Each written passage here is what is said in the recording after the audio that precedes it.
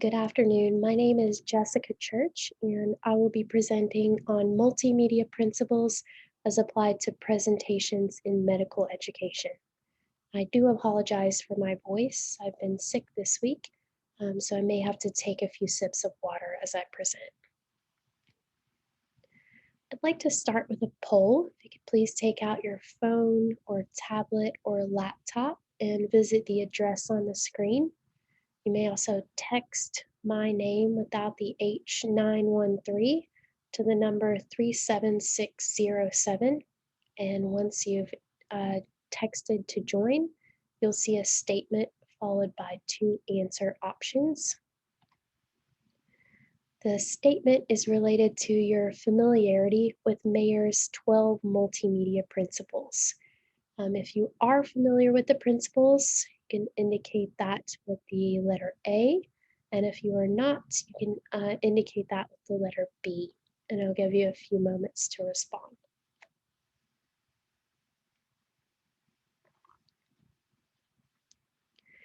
In the live setting, we would find that most medical educators are not familiar with the multimedia principles, so this presentation may prove useful, especially in designing or redesigning some instructional materials for the upcoming fall semester.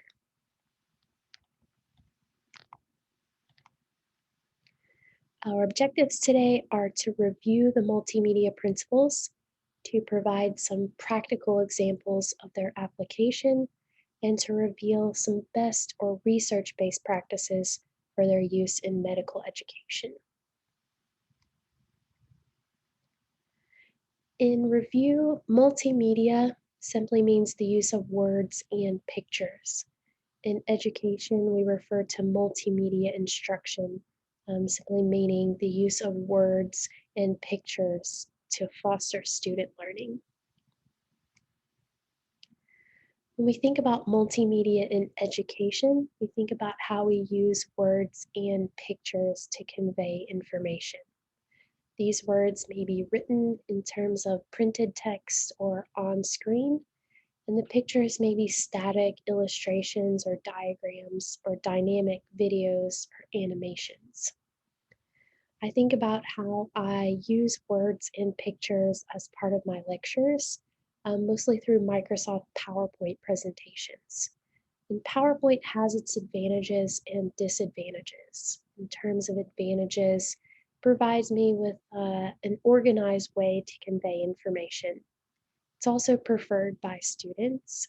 In a recent article by Peyton Posey, the authors found that particularly pharmacy students felt PowerPoint was the best way for them to receive information.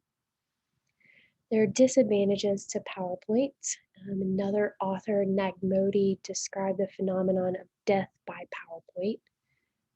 He felt that even in 2017, PowerPoint was overused and abused. And this may be due to the default bulleted templates that are provided within the software.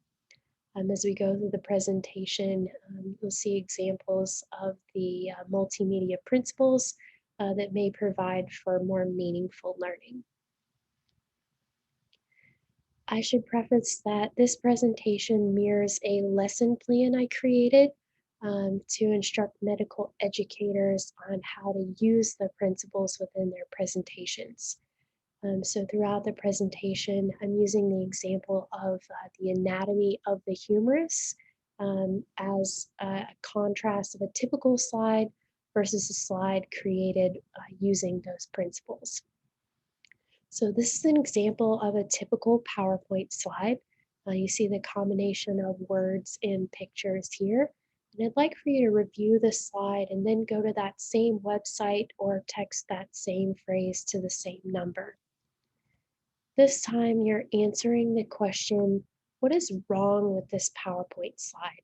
And again, I'll give you a moment to type in your response.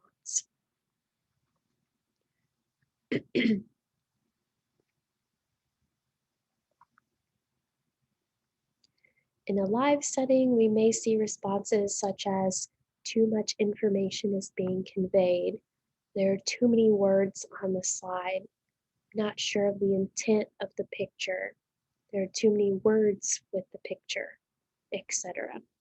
So again, keep this slide in mind as a contrast as we go through the principles.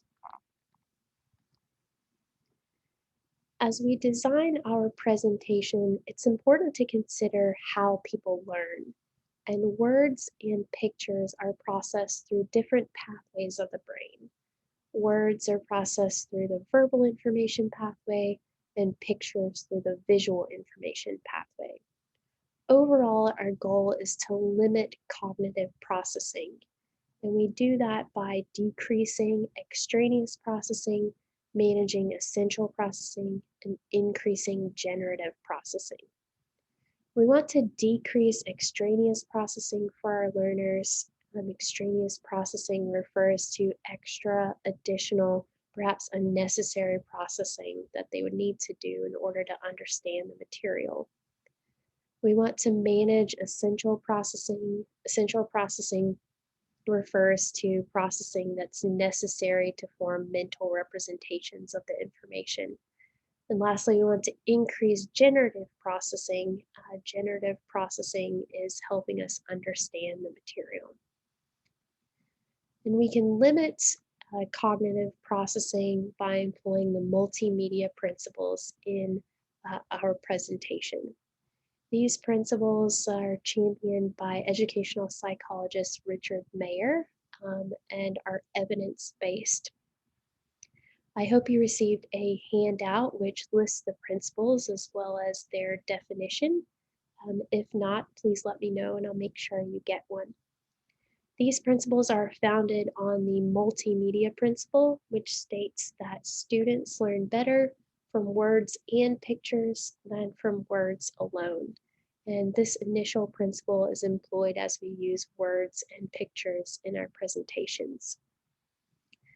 The next set of principles help us decrease extraneous processing. That's coherence through temporal contiguity. The following, segmented through modality, help us manage essential processing. And the final principles, personalization through embodiment, help us increase generative processing. So all of these are again important in helping us limit cognitive processing. You'll see on this slide and also on your handout, a few of the principles are denoted by a single asterisk. There is evidence within the medical literature for the use of these principles in our presentations. And you'll see that the personalization principle is denoted by 2 asterisks. In this case, there's also evidence for its use in our presentations. However, in a single study, this principle was not preferred by students. So as I'd mentioned, I'd like to introduce the principle and compare the slides shown here, which were created using the multimedia principles in contrast to the original slide, the anatomy of the humerus. We'll start with the coherence principle. This principle states that students learn better when extraneous information is excluded versus included. So essentially, students learn better when only the most important information is presented.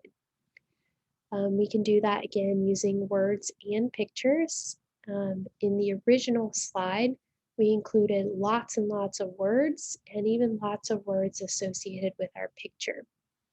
It might be overwhelming to the students and very difficult for them to interpret what is important from that number of words. It's generally recommended that we limit the number of lines to 4 to 5 and the number of words to about 15. Here, I think we have 3 lines of general information and about 10 to 12 words.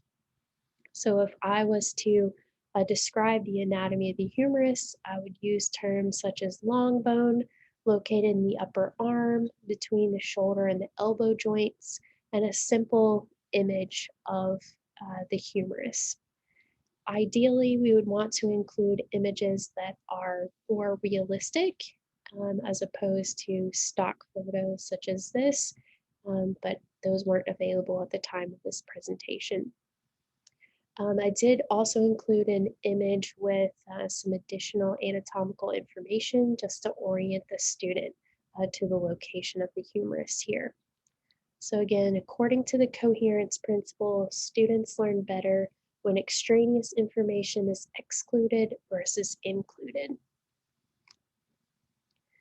Next principle is the signaling principle. This principle, students learn better when essential words or portions of words are highlighted. In the original slide, no words were highlighted. It was unclear, again, what was important on the slide. In this slide, you'll see that the word humeri is in bold, same as highlighting. And also in the picture, the humeri are colored in red. Again, this signals or points to the learner that this is the most important information or what is meant to be learned from the slide. I've combined the next two principles, the spatial contiguity principle and the temporal contiguity principle. Related to the first, students learn better when words are placed close to the corresponding portions of the picture. So in this case, the words indicate we're learning about the humeral head, which is the most proximal portion. And a clue for the student is that the head is labeled in the picture. If you remember back to the original slide, the parts of the image were also labeled, or the parts of the humerus were also labeled, but the slide was very cluttered. The picture is very cluttered with a number of different labels. In this case, we've only included one label to indicate, again, the most important part of the slide. The temporal contiguity principle states that students learn better when pictures and narration are presented simultaneously rather than sequentially. So again, you would want to include the picture of the humerus on the same slide as the words that describe the humerus. So spatial has to do with the placement of the words and the pictures, and temporal essentially to their order. Next principle is segmenting. Segmenting principle says that students learn better from multimedia-driven lessons that are divided into self-paced sections. So in the original slide, all the information related to the anatomy of the humerus was presented on a single slide, words and pictures. I'm not able to show that well here, but in this example, I would present the anatomy of the head of the humerus in one module, the anatomy of the shaft of the humerus in the second module, and the anatomy of the distal end of the humerus in the final module. In this case, I would reference only the anatomy related to those specific sections of the humerus in each of those modules and exclude all of the other information. I would also allow the students to self-pace or to advance through the modules at their own pace, I guess after my original instruction. So again, if you're looking at the picture here, all of the labels of the anatomy of each section would only be included in that section of the module. So that's segmenting. Next, we have pre-training. Pre-training, that principle states students learn better from lessons when they receive a preview of the key elements. So just as you would create a slide at the beginning of your presentation to state your objectives, I've done something similar here. If I were to present a lecture or a series of lectures over the humerus, I would alert the student that we would be discussing the anatomy, the physiology, and the pathophysiology. In each of those sections, I would also give them a clue as to what specifically we were going to discuss related to those topics. So again, this was not something that was shown in the original slide, but something you could do as part of preparing your student for the lesson. With that, I would just include a simple picture that encompasses all of that information. Right, next, we have the modality principle. According to the modality principle, students learn better when words are spoken rather than printed or displayed on a screen. So, as I was discussing the anatomy of the humerus, I would project the narration or actually say the words rather than just providing them with the original slide that had them written on the slide or projected on the screen. And lastly, the personalization principle. Remember, there's a caveat to the use of this one. This one states that students learn better when words are spoken as conversations rather than formal interactions. So this was not necessarily preferred by students, again, in a single study, but you can tailor this according to your topic and your audience. And this is part of the upcoming slide as well.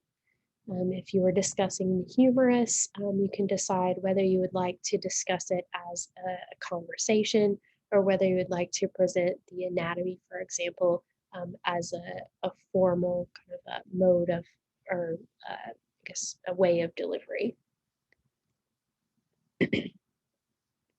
It's important to note that the multimedia principles are subject to boundary conditions.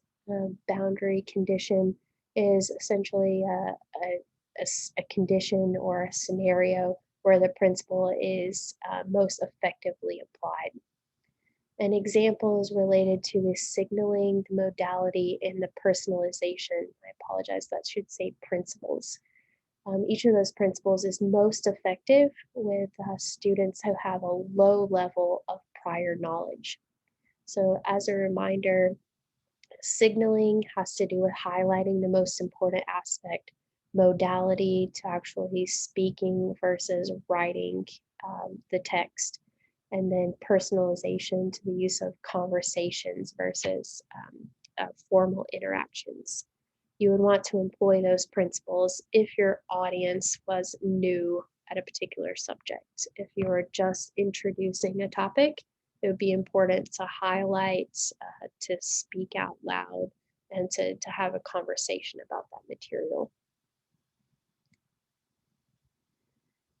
As educators, we do have guidelines as to how to use the multimedia principles.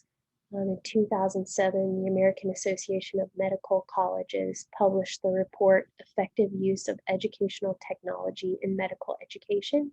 And again, this gave us guidance, obviously, on the use of educational technology.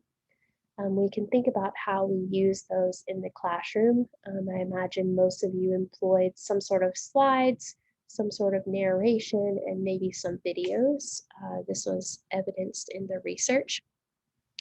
But importantly, in a particular study, it was found that only 3 out of 45 studies in medical education in general specifically mentioned the use of the multimedia principles in designing their instructional materials. So only 7% of those cases employed these principles. This is important because there are actually specific guidelines on when and how and to actually use them within this document. So it's actually our professional responsibility to use the multimedia principles as part of the effective use of educational technology. There are some examples of using the principles in the recent medical literature. There are 2 particular studies that describe the redesign of PowerPoint presentations. In the first example, the Nagmodi study, which was published in 2017, the instructors presented half of the lectures traditionally using traditional PowerPoint and half of the lectures using modified PowerPoints. The authors detailed which principles they employed in their presentations and how they modified the slides versus the traditional slides. They then presented these to 128 medical students, and compared their scores on post-test. Those who received the modified lectures scored higher on the post-test than those who received the traditional lectures. This represented an improvement in the student's short-term memory in terms of retention of the concepts that were covered as part of those lectures. Interestingly, the students who received the modified lectures also scored higher on an essay test, and this test was given 6 months after the intervention. And this indicated that there was also an improvement in the student's long-term memory. So in modifying the slides using the multimedia principles listed in the article, there were only a few of them, students scored higher on both immediate post-test as well as a delayed essay test. And it was shown to have an increase in short-term and long-term memory of those particular concepts. So this is the study that showed evidence for the use of the personalization principle, but not a student preference. So although it was used, students did not prefer for the lecturer or the instructor to use a conversational tone versus a formal interaction. The second study was published by Pate and Posey in 2016. These authors used sequential lectures. So 1 year they would deliver a traditional lecture using traditional PowerPoint slides, and the following year they would deliver that same lecture to that same group of students using modified slides, almost as a review. This involved 122 pharmacy students, and again, immediate post-testing. So those who received or viewed the modified lectures scored higher on those post-tests, again showing good short-term memory of those concepts.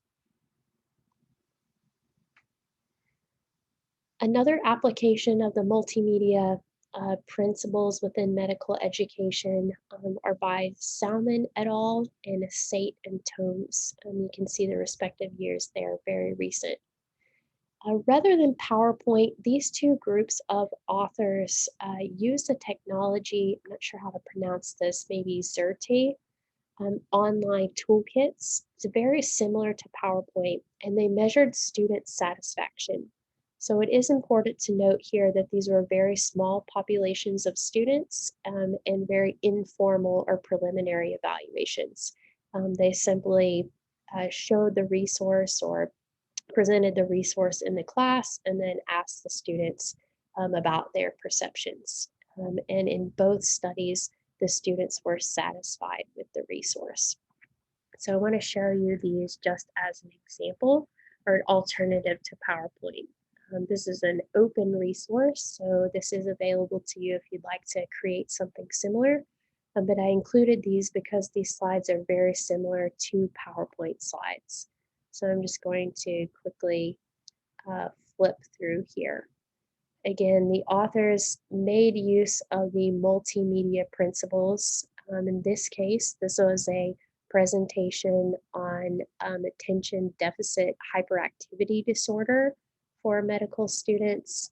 Again, employing some of these multimedia principles. And the second example is an e-learning module related to chest x-ray interpretation.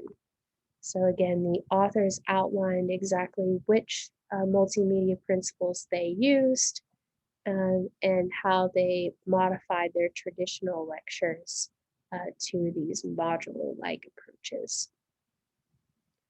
Right, so if you're interested in those, again, I've listed the authors here, so you can make a quick note and view those resources. The last is a novel application. It has to do with continuing medical education. This particular group of authors, Ferguson et al. In 2017, studied the use of pictures and the number of words per slide in conference presentations. And particularly, they were looking at the effect on speaker evaluations. They analyzed 125 lectures and 1,222 evaluations and found that there was an association between the number of pictures included in a presentation and the speaker's evaluation scores. So essentially, the more pictures they use, the higher score they receive. Interestingly, there was an association between the number of slides and the evaluation score. One would think that according to the congruence and the modality principles, that perhaps that would be the case. But future speakers of America, if you want to receive higher evaluation scores, include lots of pictures in your presentations. All right, so so far we've introduced the principles. We've given you a few practical examples and shown you some examples from the literature, but there are barriers to implementation. As I mentioned, after the publication of the reports by the American Association of Medical Colleges, there was a lag in the actual implementation of these principles. This could be due to a number of things. Those quoted in the literature are an overall lack of awareness among medical educators. I imagine that many of you began as clinicians and by magic found yourself in education at some point. In this case, you may have skipped over some of the educational courses or actual formal training that some conventional educators would have received. So you may simply not be aware of or be as immersed in education as others to be exposed to these principles. The next one we're all too fond of, time constraints. So sometimes in education, we inherit PowerPoint presentations, or we quickly throw together a PowerPoint presentation, including as much information as possible because we're trying to meet a deadline.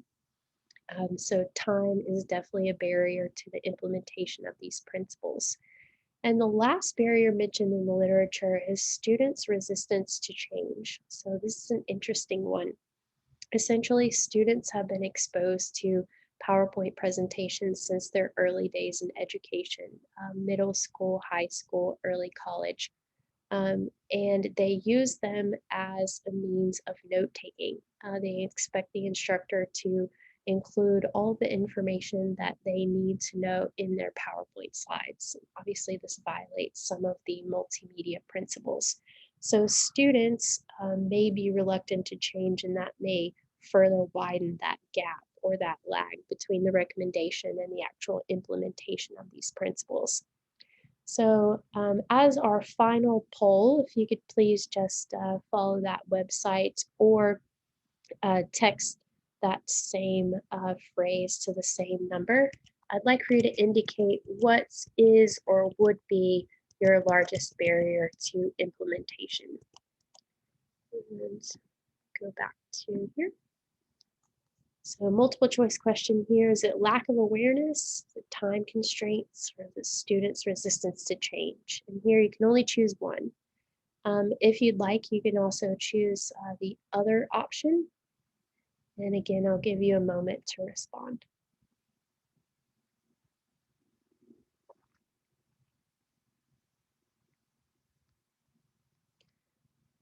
So in real time, there may be a variety of answers. I imagine time constraints may win out just because of pressures within medical education.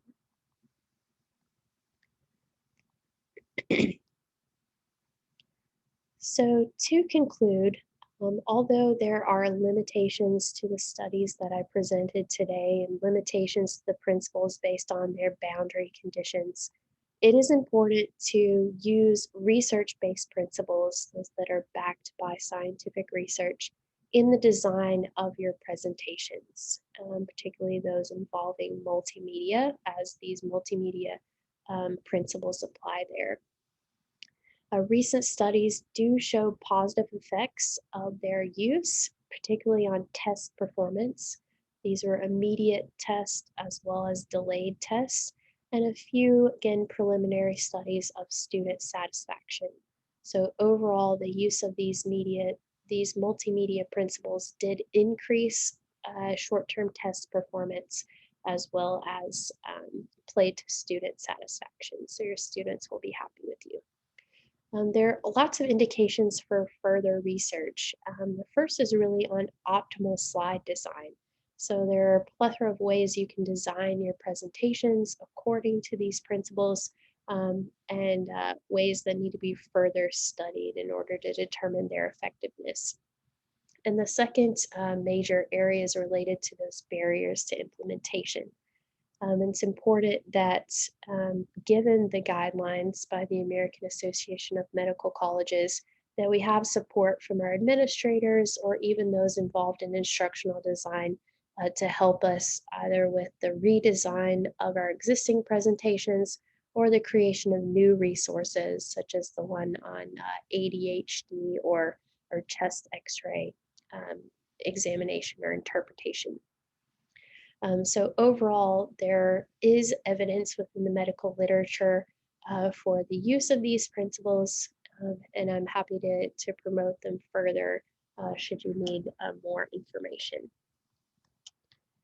So thank you for the attendance today, or your attendance today. I'm happy to entertain any questions that you have. Please let me know.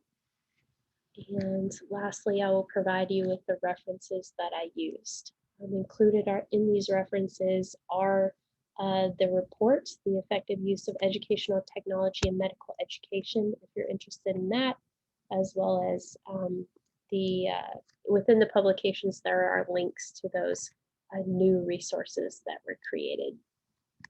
So again, thank you for your attention, and I look forward to seeing you at subsequent conferences. Thank you.